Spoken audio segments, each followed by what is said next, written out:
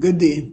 My name is Teresa Fredericks from Growing Businesses Using Projects. And today we're going to look at entering project information in both MS Project and MS Excel. Our agenda: inputting information in Excel in the backend, inputting information in the datasheet in MS Excel, setting up a project calendar in MS Excel, excluding weekends, holidays, and special days, inputting information in the backend of MS Project, setting up the project calendar in MS Project. Summary: what you need to do to go forward. I've called it Graham Network Installation Project. F for me for final, but you all can stop at project. I have saved it on the desktop. I have gone into info and I've gone across to properties, and we're starting in advanced property. I'm putting in the first set of information about this project. So we put it in here, you see it on your screen, and then you click OK. You must click OK to make sure it's saved. Having done that in advanced properties, we come back to properties now and we realize some of the information that we have put in advanced properties is now reflected here. Yes, we have gone into options and we are looking at the options dialog box, and it starts with general. I've gone ahead and done some work with that, and coming down to the end, you should say show the start screen when the application starts. You can put your name. Then you go to save. I adjusted it to 5. If you want more or less, you can just use these levers here. Those adjustments are all right, but my main concern was to show the formula bar and show function screen tips, and I think that was it in terms of options, display options. Everything else seems to be all right. But remember, once you are in options, you cannot come out without ticking OK, because whatever changes you made would not be saved. So having clicked OK, you may be concerned about where is all the other information going. Where we get a data sheet. You can open a sheet as I did. At the top, I have Graham Network Installation Project, the company, Graham Company Limited, the project start date. I have the project manager, the client or sponsor, category, subject network installation, the keywords. I put the comments and other relevant data like the date, currency, duration, default rate, calendar, and saving is every 5 days. Next project. So 27th of March. So we're going to put it 27th of the 3rd, 2023. All right.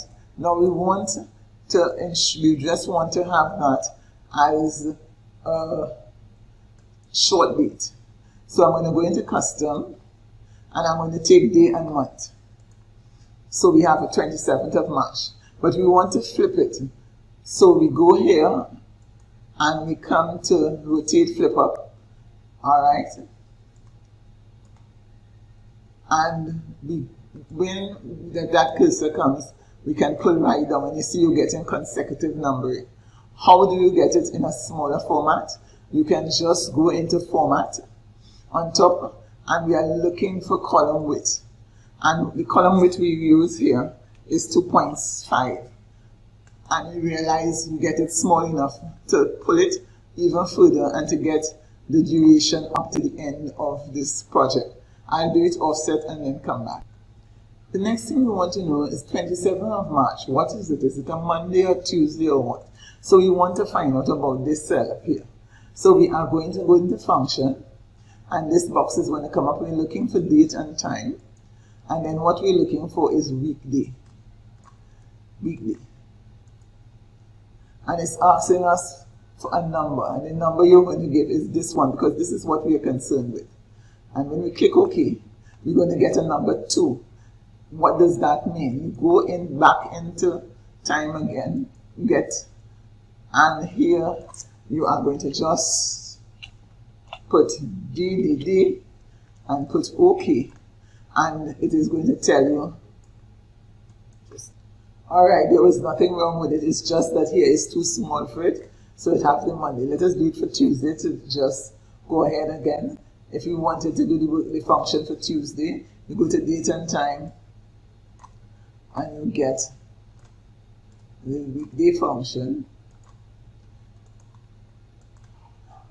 and it's for this day now, and you get a 3.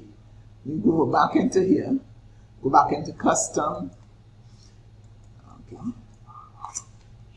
and what you can do, day, and click OK, and just open it out, and you'll see Tuesday. So obviously we need to do something with respect to this. Just before we do it, let us pull this right along so we will get all the other days. And what we need to do is to block everything and go up and invert. So we're going to rotate the text, you see, and it's obviously too small. Let's just rotate this one again to, it's obviously too big. So we will change that to a smaller one. So this is how you get it, and we're going to ensure that everything is in alignment. Like what we did, we went into format, column width, and we are using 2.5.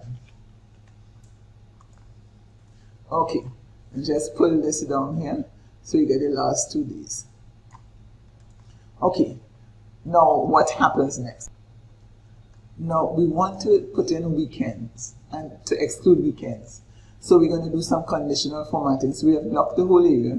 We're going into conditional formatting. We're setting up a new rule, and we're going to use a formula, and the formula is going to be equal to weekday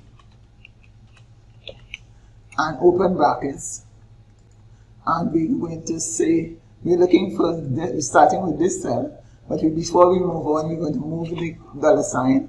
We're going to put a comma, put a 2, we're going to close brackets, and we're saying if that is greater than 5, then we go to format, and we want a fill. So we're going to fill, and I'm going to fill it with this color. Click OK. OK. And you have the weekends. Realize, let's go Saturday and Sunday is colored. Last 2 things we have to do, one of which is to determine the holidays, to be able to see the holidays.